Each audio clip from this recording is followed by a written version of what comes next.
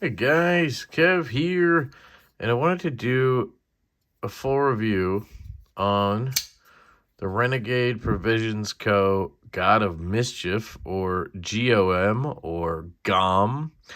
And this was a knife that won Knife of the Year for the premium category for me, the 300 to 500 category. And I was really excited about this knife from the first moment I saw it about a year ago, I think, in pictures or whatever it was. And then I got to handle the prototypes in April sometime, fell in love again. When the pre-order came out, ordered two. Then when they came in, I got them and I did a blade swap. So I took the PVD one and I swapped the blade from my satin one onto the handle. So I have this blacked out handle, and then I have a satin blade, which is absolutely gorgeous. And I do recall that the blade was different in the prototype. I feel like something was stonewashed, but on this it's horizontal here and then vertical here and then another kind of vertical here, which I prefer. So I think this looks better, but I don't know why I keep thinking there was a stonewash involved. But anyway, I love this knife. It's utterly fantastic. You know, there's a couple nitpicks I might have, but if you're here to find out if you should get one, yes. The recommendation is very high on this. Yes, it costs money and it's not cheap. But is it well worth that money? 100% yes. I do have another one on the way. So I've had 3. And I sold 2. Now, one of them I just sold because I knew the newest one was coming, so I just sold that to kind of fund it. And basically, the new one is going to be the opposite of this, sort of. It's going to have a bead blast handle, black micarta, and then it'll have black pivot and collars and hardware and clip. And it'll still have a satin blade because I just don't like the PVD personally. I think a stonewash would be nicer. PVD just kind of looks like paint to me, unfortunately. I like it on the handles. I just don't like it on my blades. I prefer seeing the grind lines on the belt satin. But I do have that one coming from Chris, and that's really cool. He is going to be making more of those, sort of swap the versions, and then he's going to be dropping that. So that'll be really cool if you're interested in something like that or like this. Maybe this with bead blast collar and hardware and clip. I think I might switch this one over to that once I get that new one. So we'll see. But anyway, this is one of my favorite knives of this year by far. It just speaks my language. It really, to me, is like if you took my own designs from Divo knives with Colin, if you took our Stout and our Buzz and kind of like put them together, this is pretty much like what you would come up with. And then add Chris's flair and attention to detail and everything and Riyad's construction, and it's just like a home run. So his language, his design language just speaks to me.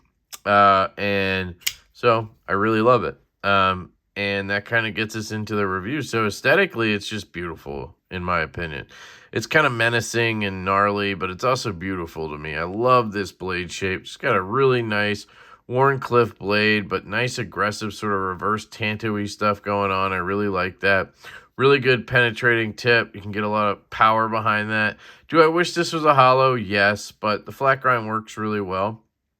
You can see all the attention he put into the chamfers and the design. That's his CAD work, guys. Riyad does an excellent job, but they're not going to make your knife better, really, right? Like, they might make the knife work better than you would have or whatever. But aesthetically, I don't think they're going to, like, add chamfers and do stuff like that. They're going to do the bare minimum when it comes to that. And you can see it in work from people like Renegade Provisions Co, Chris, Sean from Knoll Knives. You see that kind of stuff from Sharp by Design. You see Leon Ma is another example. You see where they have these just beautiful chamfers and everything is kind of just finished really nicely. And that starts in the CAD file. it's something I aspire to be very good at. But you see the chamfers and how everything is kind of just really nicely done. So big props to Chris on that. And then obviously the bolster lock is my style for sure as a lefty. I went with milled clip on all of the GOMs I've had, and that's basically just, I think it works better on this model. I think the wire clip is fine. I think, a lot of people say, oh, $365 with a wire clip. Well, I think that's fine. I wouldn't have batted an eye if it had a wire clip only. But since it had the option and I had it on the prototype, I really liked it. And the same thing went with the Gungnir. I just, for some reason, prefer the milled clip versions. I don't know why. But fantastic. The transitions are just unbelievable. You just can't even feel them. You can barely feel the difference between micarta and titanium. It's crazy. I love how it's darkening up as I go and almost becoming one, like almost just looks the same. It's crazy. Nice long back spacer. There's 2 pins. I think, no, 3 pins maybe in here, including the stop pin. So you have one here, and one here. Then you have your hardware underneath, and then the hardware here. It just is such a solid knife. It's incredible. And he was able to bring the weight down from the prototype, I believe. Because I remember the prototype was like 5+ ounces. And this apparently is only like 4.2 or something like that. And that makes a huge difference. It feels amazing in the hand. Your balance point is a little bit far back. You can see here I'm still kind of leaning towards blade. So you kind of got to get to, let's see, like right here is your balance point. Normally I want it, closer to the pivot, but it doesn't matter. I don't really feel a difference in general, but the ergonomics, getting into that, amazing. Just fits my hand like a freaking glove. Kind of wish there was some jimping up here, but I rarely get up there. I'm mostly right here. When you do this, you're not really doing anything where you need jimping, so it's fine. But yeah, ergonomics are fantastic. If you get into any kind of reverse grips or anything, it does feel really solid. You have a nice landing point right here, and you can get a good grip like this. You can wrap it around this way. This handle is just meant to be held. I mean, it just feels really good in the hand. You have this nice sort of 50-50 choil thing going on. Just so solid on the ergonomics. In terms of deployment ergonomics, you have a good grip for your front flipper like that. Very smooth and easy to actuate. Thumb flip, reverse flick, left hand reverse flick, left hand thumb flick, left hand front flip. I haven't really messed around with trying to do these moves because the D10 is just really good on this and it's strong, so it's hard to do that. I can't do the rollback either. On one of the 3 I've had, I could kind of get it, but it's just a little too strong for me, and I'm not the best at that move anyway. But ergos are fantastic. The cutting, I've appreciated this blade. It's not, again, you have a decently thick stock, and it's a flat grind. It starts here, so it's not the thinnest behind the edge. Actually, we could measure it here if you like. Let's see. 20 thousandths. And that feels about right. That's what I was thinking it would be. Roughly around 2022. And for an EDC blade, I think that's perfect. I mean, that's kind of like the stout. On our stout, it goes from 18 to 22. That one has a slight hollow grind, but, I mean, it's going to cut about the same. It might actually slice through things a little bit easier because it's a flat grind. It'll just push everything through, where the hollow might catch some stuff. But it's been wonderful for EDC. I mean, cutting paper, cutting open boxes, cutting down cardboard. It just, I mean, you can just see how I index with it, how it feels and how it looks in the hand. It just, it just wants to be used. Like, it's really hard to explain when a knife feels that way. But it's just one of those knives where I pick it up and it just wants to go into a cutting grip. It wants to just cut stuff. And you know, that can't be overstated, but it's fantastic in terms of cutting, in my opinion. It's M390 from Rietz. It's probably around 61 HRC, which is perfectly fine for my purposes. No issue there. Carry, also phenomenal. It's not the lightest knife in the world, 4.2 or whatever it is, but not like heavy in any way. Clip works great. Obviously, you can get a wire clip option, but if you get this option, it's in the pocket, out of the pocket, no problem. Has really good tension. No tap, just wonderful all around. I've had 3 of them. They've all carried the same really, really well. It tucks really well. It's not super tall. It's not super thick. I mean, it has a little bit of girth to it, but didn't really notice that in the pocket or anything. I do want to mention the thickness because that is one thing that maybe somebody could nitpick. But once it's like in your hand, you don't even notice that it's thicker. Yeah, 0.54. And I don't know if this is something he thinned out too, because I remember the prototype, I think, was at 0.6. But maybe I'm just crazy. But the weight and the thickness seem to have come down in production, and that's awesome. But yeah, the carry is great. It doesn't carry like a tiny little knife, but it also doesn't carry like a giant knife. Like his Gungnir just carries amazingly for a large knife like that. This just carries like a normal knife. You know what I mean? Nothing here nor there. Action / fidget factor. This knife definitely shines in this category. It has amazing detent. I mean, it is just perfect in my opinion. Now, one thing that will bother some people, bothers me slightly, is this ziggurat jimping. So you can see there is a lot of dead skin in that jimping. Now imagine if you had the PVD version. It ends up having like a white spot on the jimping because your skin is in there, and it's so much more obvious when it's like a black coated blade. So what I do is I take this and I kind of just run it down like that, and you can see how it's just taking all of that out of there.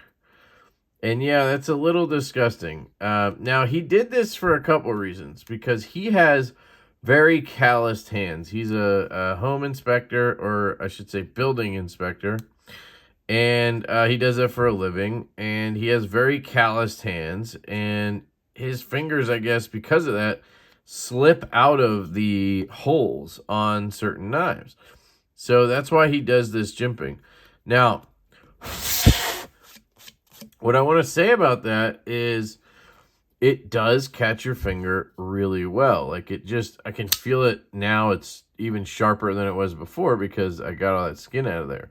So what you can do is just use it for a while and your skin will build up and then it'll soften up. But it never like hurts. It doesn't hurt your finger. It feels amazing, honestly. I love the feel of the jimping. It's mostly just the fact that it catches your skin, and you'll see when I flick it, sometimes you'll see skin just fly off, which is crazy. Is it a big deal? No, I don't think that's a big deal. I just think it's a little bit of a nuisance, so it's a nitpick for me. You know what I mean? It's a nuisance in the sense that I got to clean this jimping out occasionally. Don't have to, but once he explained why he did it, you know, the reasoning behind it was, by the way, I'm trying to just see if I can catch the tip, and I can do it if I stick my finger in like this. But if I just glide over or whatever, it's fine. I do wonder if as you sharpen it, it would come up a little bit. I don't think so. Like right there, I can catch it, but I got to stick my finger in. So would it be possible to kind of go in like this into your pocket and catch your finger? Maybe, but the blade should be against your, this way. You shouldn't be reaching this way. You should be reaching this way, you know? But anyway, you could let that build up, or I don't know. But I like the reasoning behind it, and I think it feels great. Like, it really catches, and it makes it so you can have a strong, snappy detent and not feel like you're going to miss the flick. Because that does happen when you have strong detents.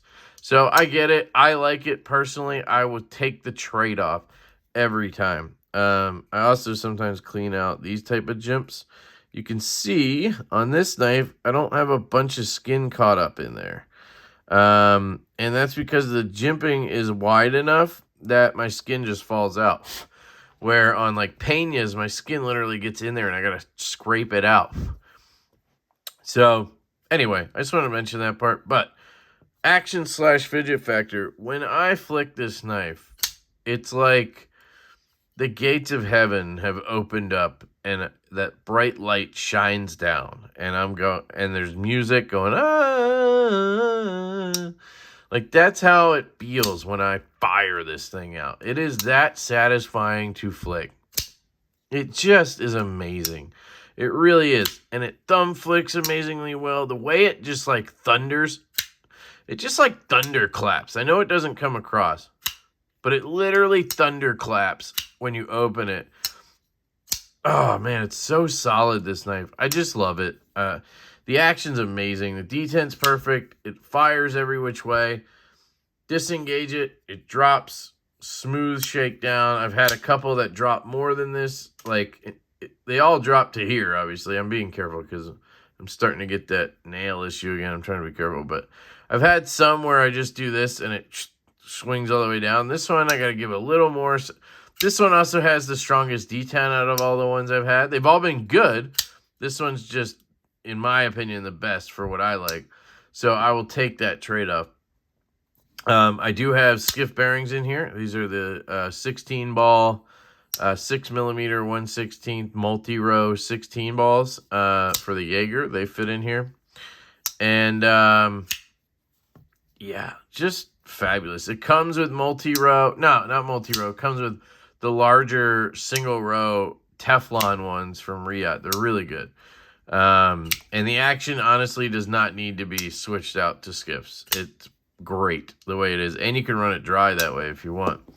But yeah, the action's amazing on this thing. Dead centered. Just a beautiful knife, guys. I don't know how else to put it. This is one of the best knives of 2022. Hands down it was. Recency bias, yes, but a lot of it is just what it is. Now, nitpicks, like I said, you have the ziggurat jimping. The fact that it shoots your skin off and catches in there is the downside. That's the nitpick. The jimping itself is fantastic. My other nitpick would be the lock bar access. Just like on the Gungnir, you don't really get a lot of it. And it's not really the access this way. Like, normally, I like to have a cutback. I like to have a cutback in the show side so that I can just push through, slide my thumb through, and then shake it down, right? This doesn't really have a cutback. It has sort of this chamfer in here.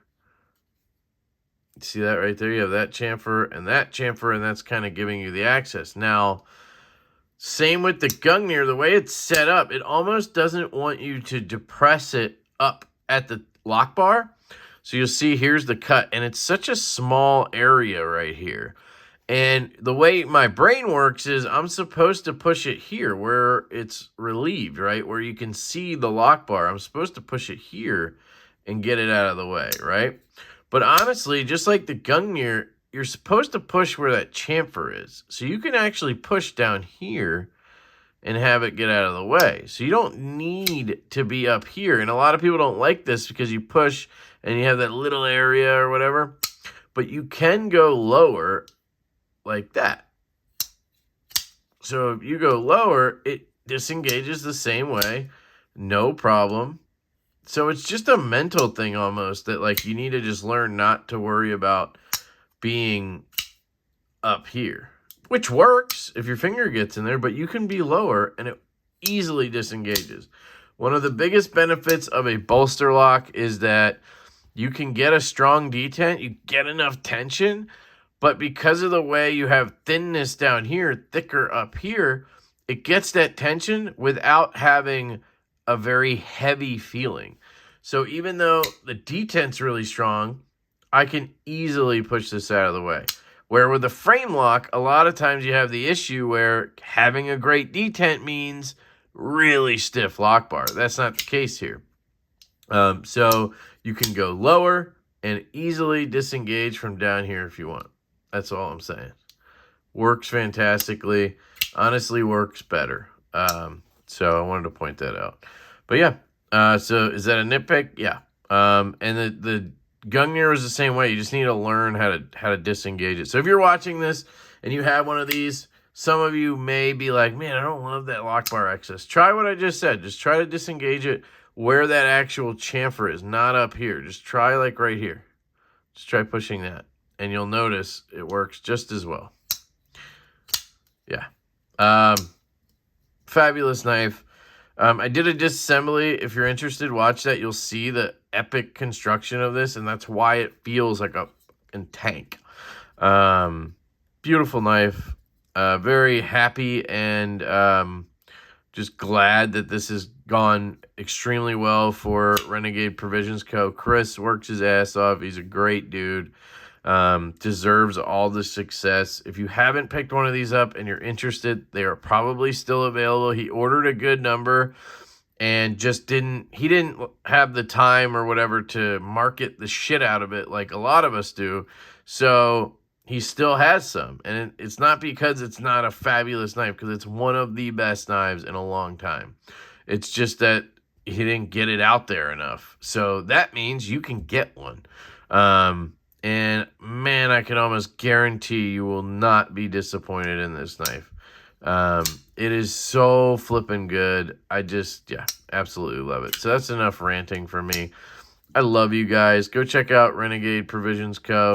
And hope you guys have an absolutely fantastic day. And I will catch you later.